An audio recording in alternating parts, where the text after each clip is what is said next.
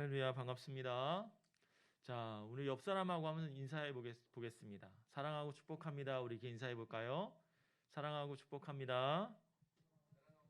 축복합니다. 네. 오늘 우리 온라인으로 참여하는 친구들도 우리 옆 사람과 이렇게 한번 이렇게 인사를 해주시면 좋을 것 같아요. 뭐 이모티콘이라든지 뭐 여러 가지 방법으로 함께 인사하면 좋겠습니다.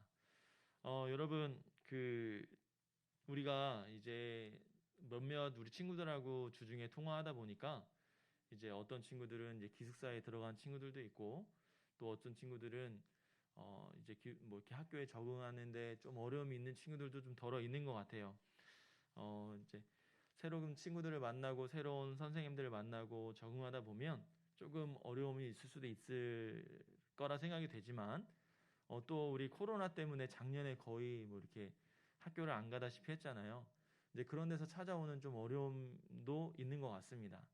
그래도 이 시기를 잘 이겨내고 견뎌내고 또 하나님의 은혜를 간구하면서 우리가 하나님 앞에 나아갔으면 좋겠어요. 오늘 말씀의 제목처럼 주님은 나의 동반자, 주님이 나와 늘 함께 하시는 그 하나님의 사랑을 우리가 누리며 나아갔으면 좋겠습니다. 우리가 지난주 말씀을 잠깐 나눠보면 요셉이 이제 형들의 미움을 받아서 이제 애굽으로 팔려 나가게 되죠. 근데 지난주에 제가 이제 요셉에 대해서 그동안의 스토리를 조금씩 설명하다가 잘못 의도가 전달된 바가 있었습니다. 요셉이 아버지의 사랑을 받았다, 특별한 사랑을 받았다라고 제가 말씀을 드렸었잖아요.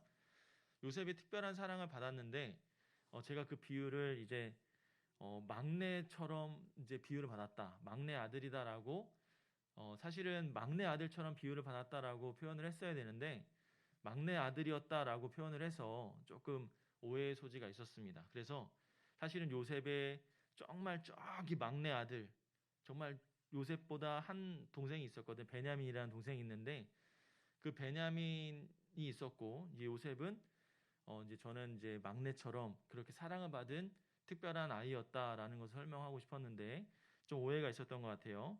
자, 여러분들께 너무 죄송하고, 그래서 요셉이 이제 형들의 미움을 받아서 애굽으로 팔려가게 됩니다. 이 아버지의 특별한 사랑과 관심과 그러한 특별한 애정에 이제 마음이 한편이 쓰였는데, 요셉이 이제 그러한 꿈을 꾸게 되죠. 어떤 꿈이었어요? 형들의 제단과 형들의 별들이 자기한테 절을 하는 꿈을 꾸었다라고 형들에게 이야기하면서 그 미움을 더 사게 되었습니다. 그래서 결국에는 어떻게 됐죠? 요셉이 이제 애굽으로 팔려가게 되는 이런 상황이 벌어지고 말아버렸습니다.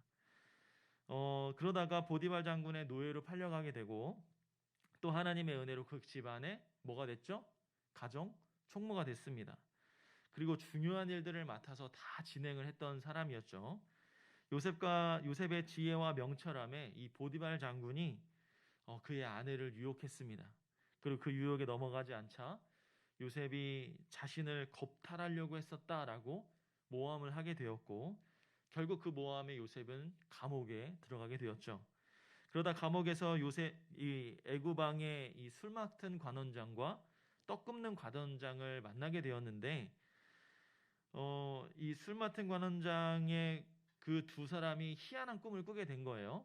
그래서 그 희한한 꿈을 이 요셉이 듣고 해석을 해주게 됩니다. 그러면서 술 맡은 관원장의 꿈의 그 해석의 결과는 당신은 곧 풀려나게 된다, 그리고 다시 복직하게 될 것이며 또 떡 굽는 관원장은 죽음을 맞이할 것이다. 그래서 요셉은 술 맡은 관원장에게 이렇게 이야기하죠.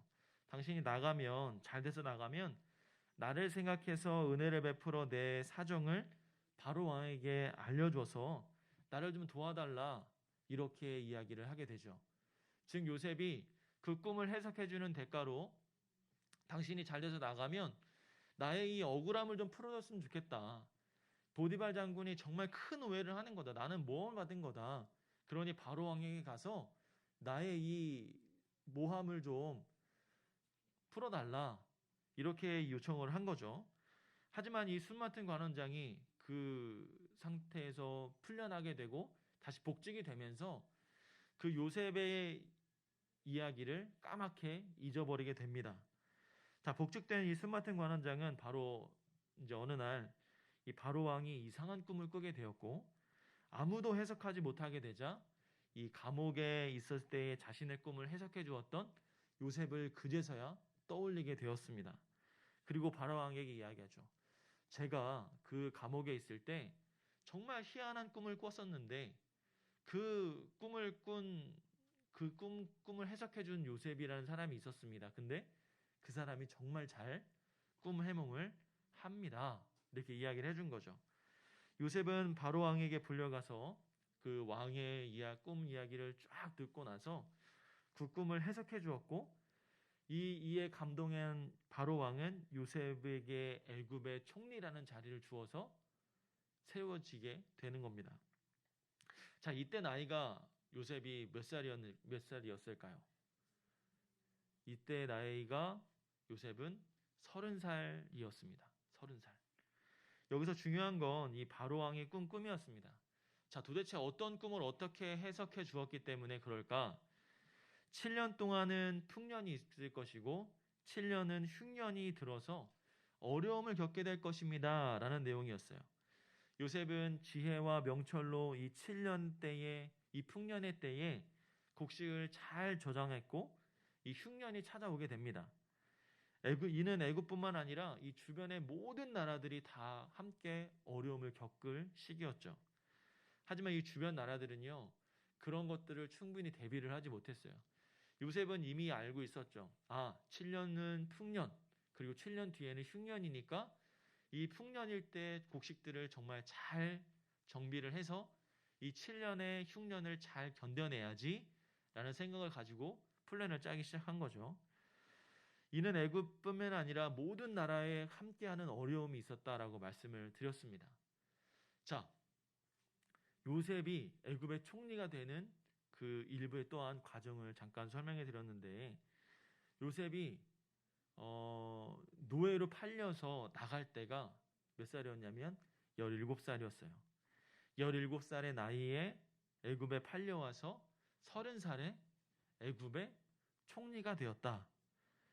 20년 가까이 부모와 형제들을 보지 못하고 그림에 빠져 살았던 시간들이었죠.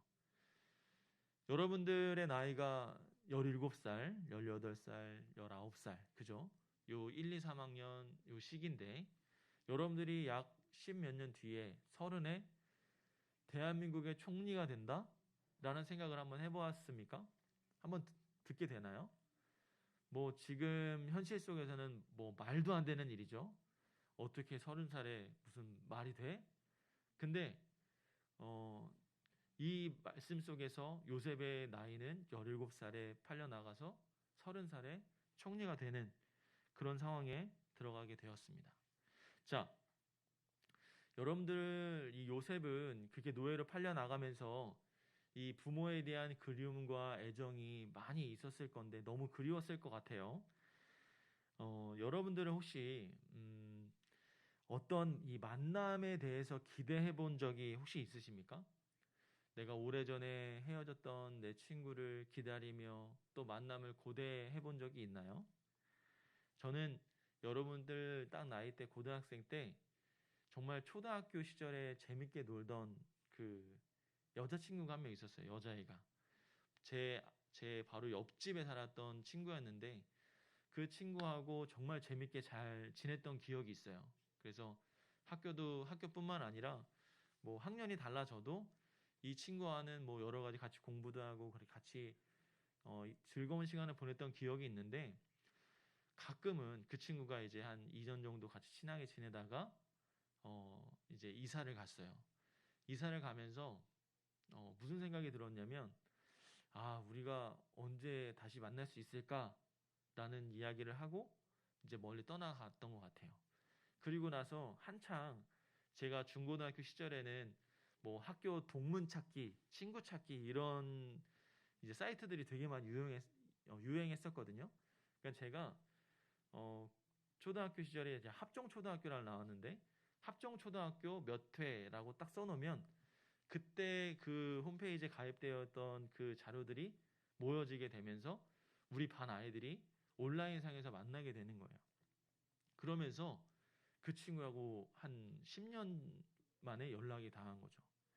그러면서 뭐 만나지는 못했지만 그 친구를 만나면 뭐 이런저런 이야기 해야지 하면서 이런 기대감들이 제 마음속에 많이 있었던 것 같아요. 오랫동안 보고 싶었던 사람, 만나고 싶었던 사람을 그리워했다. 한 10년 가까이를 그리워해본, 뭐 매일같이 보고 싶고 막 그런 건 아니고 그냥 친구로서 그리워했다. 그냥 그리워해본 적이 저에게는 있었던 것 같습니다. 그런 이제 다 큰 성인이 돼서 만날 생각에 또 기대감도 있었지만 그 친구를 그런 그리움 속에서 보고 해봤더니 좀 마음에 많이 오는 그런 게 있었습니다. 자, 그래서 이 본문 안에 있던 요셉도 아마 제가 가졌던 이 그리움보다는 더 큰 그리움이 아니었을까 생각이 돼요. 요셉이 어린 나이에 애굽으로 팔려와서 그렇게 오랜 시간 동안 부모님과 떨어져 있고 가족들의 사랑을 그리워하면서 나 홀로 그 상황 속에서 이겨내느냐, 얼마나 우리 부모님의 사랑과 이 형제들의 사랑이 그리웠겠습니까? 요셉이 그 그리움을 오늘 이 본문 말씀에서 다 토해내는 거예요. 자, 우리 1절의 말씀을 함께 읽어보겠습니다.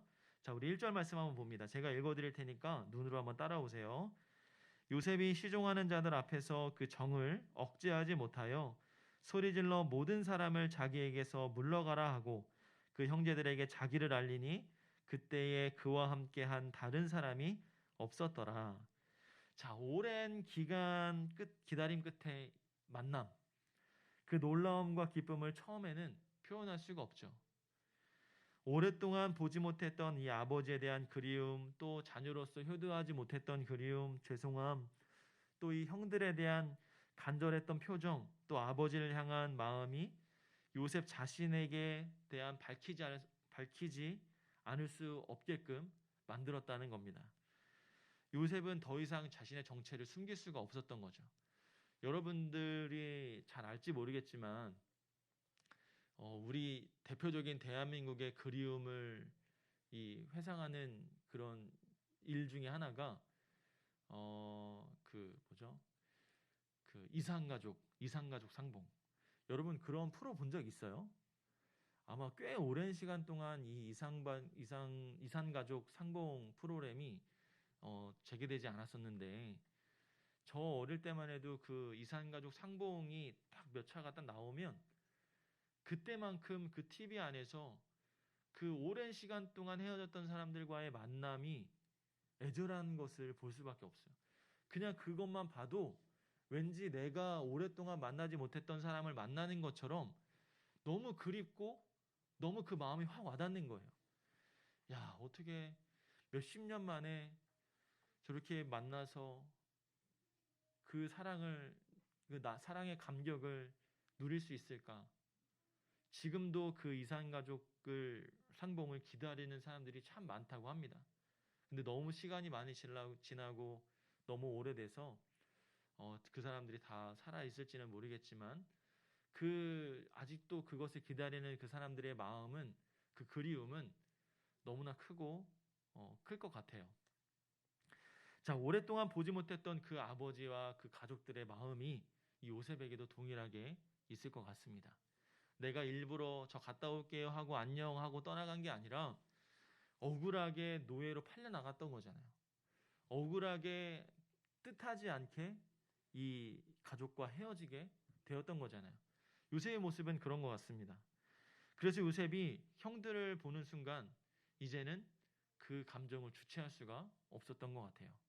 자, 여기서 형들을 어떻게 만나느냐? 이 애굽의 총리였던 이 요셉이 이제 7년의 풍년과 흉년을 겪으면서 참 지혜롭게 그 위기를 극복해 나가고 있을 때 이 애굽의 이제 형들은 다른 나라에서 곡식을 구하기 위해서 애굽으로 찾아오게 된 거죠. 그러면서 요셉을 이렇게 만나서 이야기할 수 있었던 계기가 준비가 된 겁니다. 여러분들 여기 본문의 말씀을 다 이렇게 정리할 수가 없어서 여러분들이 조금 이 본문들을 한 번씩 읽어봤으면 좋겠어요. 자, 그런데 이 요셉이 이 자신의 정체를 형들한테 밝히기 전에 이 사람들을 다 내보내거든요. 사람들을 다 내보낸다. 1절에 보니까 그 정을 억제하지 못해서 소리를 질러 모든 사람을 자기에게서 물러가라 라 하고 형제들에게 자기를 알렸다라고 이야기를 하고 있습니다. 자, 왜 요셉이 사람들을 다 물러가라라고 했을까? 저는 이 부분이 왜 그랬을까? 그래서 한번 이게 연구해 봤더니 여러 가지 의견이 있었습니다. 첫 번째 의견은 뭐냐면 애굽의 절대적인 권력자였던 바로 왕의 다음 순위잖아요. 권력자였던 요셉이 이 애굽 사람들 앞에서 눈물을 보이고 싶지 않았다라는 겁니다. 쉽게 말하면 자신의 이 아랫 사람들, 부하들에게 자신의 연약함을 드러낼 수가 없었다라는 게 첫 번째 이유였다고 합니다. 또 다른 두 번째 이제 많이 나오는 이유는 지난 수십 년 동안 이 형제들 사이를 갈라놓은 이 갈등과 상처가 해소되지 않아서 치유되는 순간들을 이 외부 사람들에게 보여주고 싶지 않았을 것이다 라는 의견도 있어요. 마지막으로는요, 요셉이 애굽 사람이 아닌 이스라엘 사람이었고 히브리 사람이었기 때문이다라는 거죠. 요셉도 애굽에서 큰 권력을 쥐고 있었지만 그곳은 이 요셉의 나라가 아니었습니다.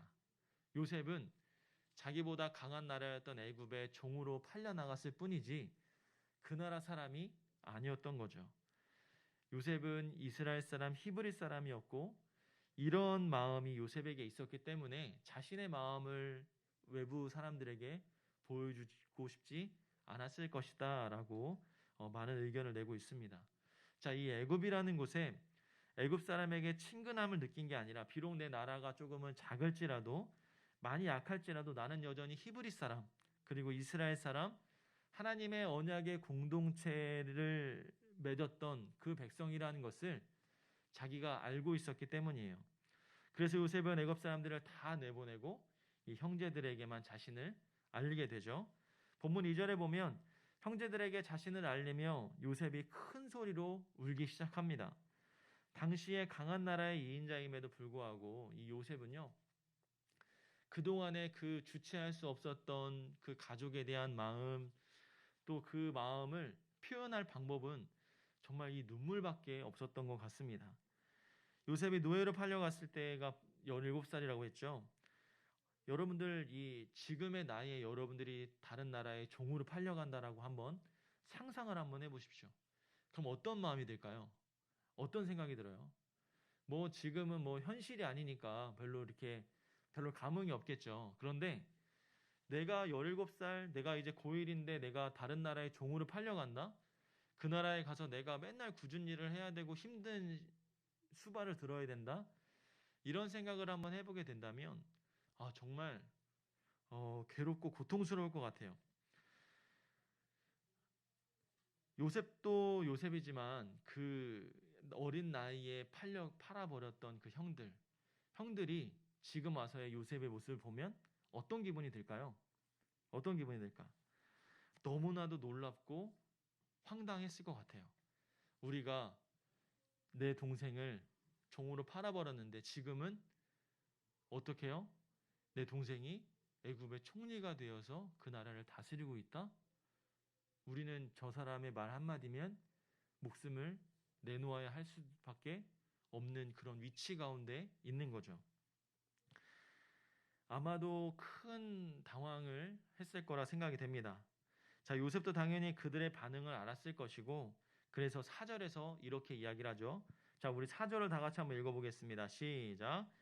요셉이 형들에게 이르되 내게로 가까이 오소서.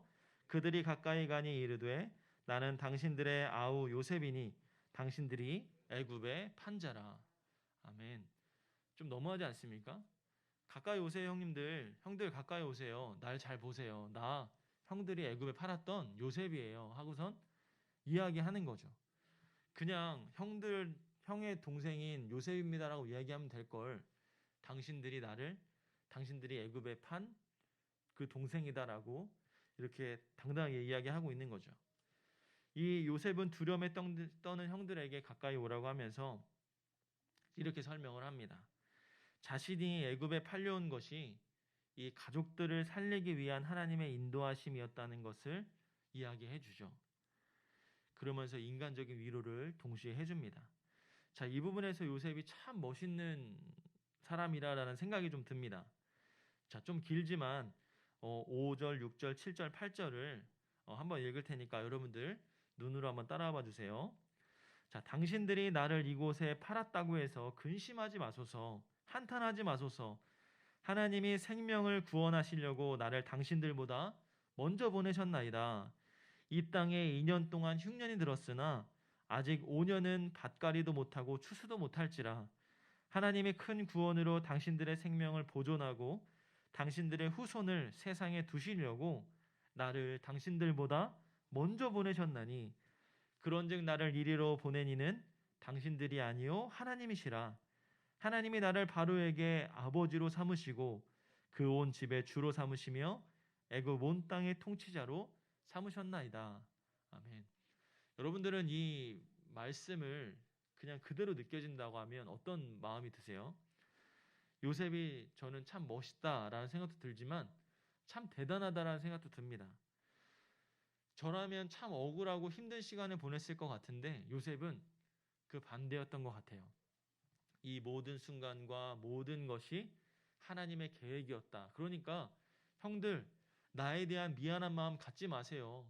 나에 대한 어려운 마음 갖지 마시고 다 하나님의 뜻이었으니까, 여러분들을 살리기 위한 하나님의 뜻이었으니까 너무 염려하지 마세요 라고 오히려 형들을 위로하고 있는 거죠.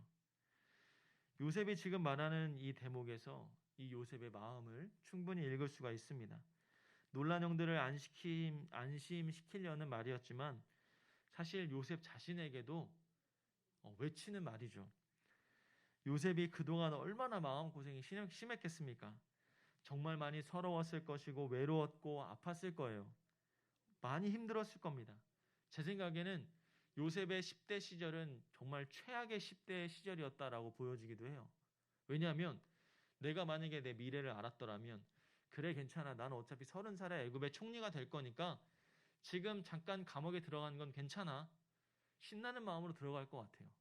근데 내가 미래를 알 수가 없잖아. 아무것도 알 수 없는 내 현실 가운데서 요셉은 묵묵히 다음날 그 다음날을 하나님의 인도하심에 하나님의 때를 기다리며 나아갔던 거죠. 그리고 오랜 시간이 지나 애굽의 총리가 되었지만 그가 걸어왔던 그 시간의 삶은 참 많이 어렵고 힘들었을 것이다라는 겁니다. 그런 요셉이 이제 이렇게 고백을 하는 거죠. 하나님, 그러나 이제는 하나님이 나를 인도하신 것을 내가 알겠습니다. 이렇게 고백하는 거예요. 이 놀라운 고백을 요셉이 하고 있는 겁니다. 여러분 너무 멋있지 않습니까? 저도 이 말씀을 준비하면서 저에게도 이런 고백이 나왔으면 좋겠다라는 생각을 했어요. 제가 힘들게 이 자리에 와서 이렇게 고생한 것은 다 여러분들을 만나기 위함이다 라는 제 마음의 위로를 하게 되었습니다. 사실은 매일매일 하루를 이제 말씀을 준비하고 또 여러 가지 사역들을 하고 또 저라고 왜 힘들고 어려운 일이 없겠습니까? 그 힘들고 어려운 일들을 겪으면서 또 말씀을 준비하면서 제가 또 은혜를 받는 부분은 하나님이 여러분들에게만 하나님이 함께하는 게 아니라 그렇지, 나와도 함께 하시지. 나와도 함께 하시는 하나님이 있지. 요셉처럼 이 힘든 시기를 보내면서 또 지나는 사람들이 우리 친구들뿐만 아니라 나도 있지 하면서 내 마음의 위로를 하고 내 마음의 은혜를 경험하게 되는 거죠. 저는 참 감사합니다. 오늘 이 말씀처럼 여러분들을 만나고 또 우리 선생님들과 함께 동역하고 또 우리가 함께 예배를 드릴 수 있음에 감사드리고 또 이것이 얼마나 나에게 기쁨이고 은혜인지를 또 생각해 보게 됩니다. 우리 사랑하는 여러분들도 지금 이 순간이 힘들고 어렵고 괴롭고 또 즐겁고 행복한 시간들이 많이 있잖아요.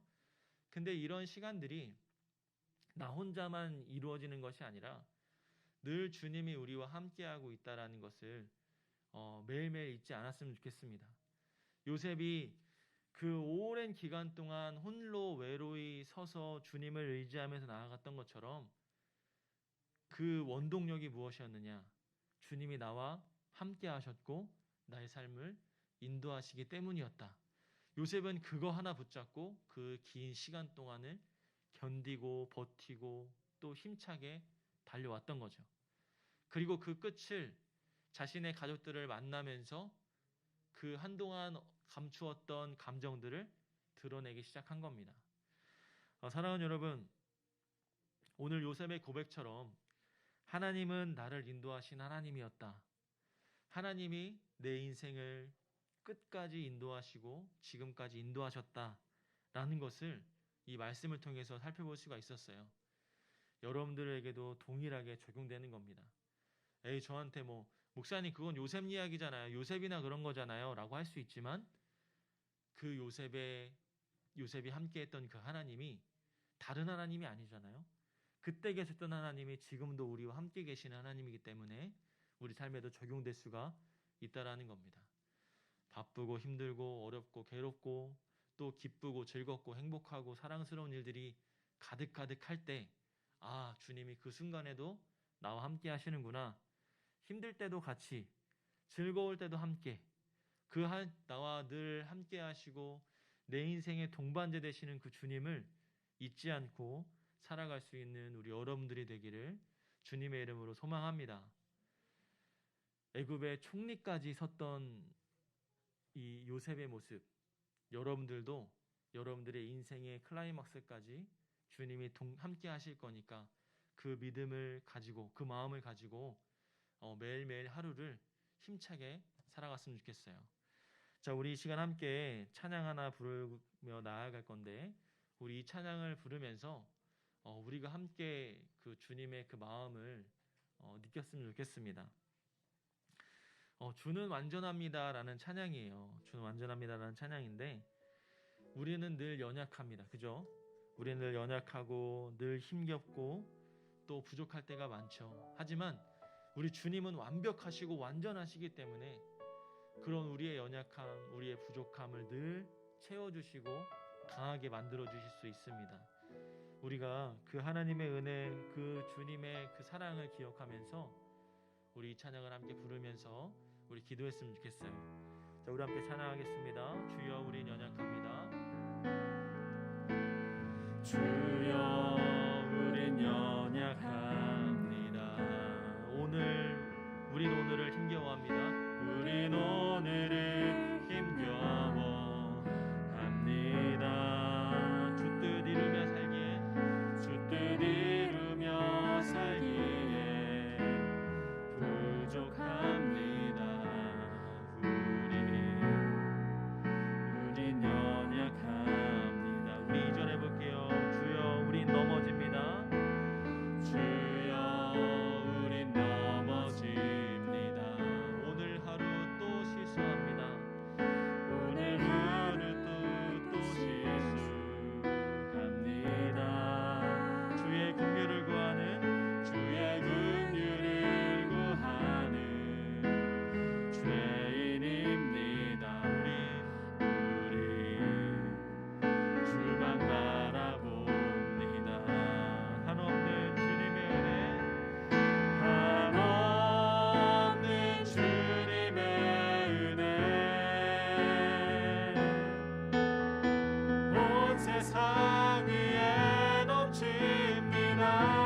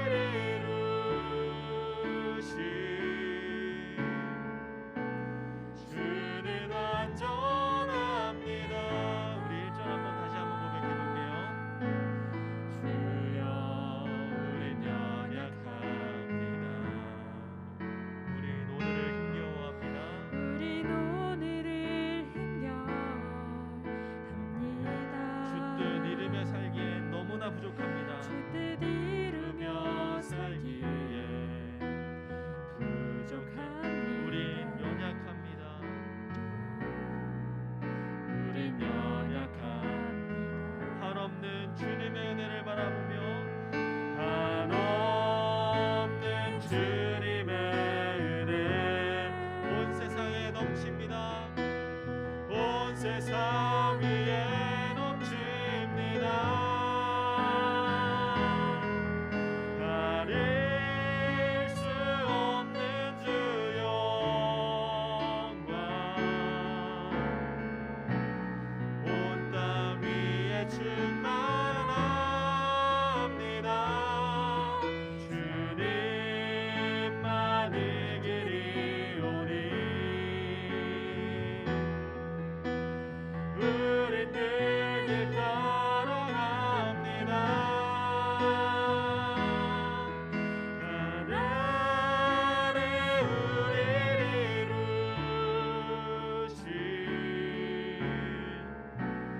주는 안전합니다.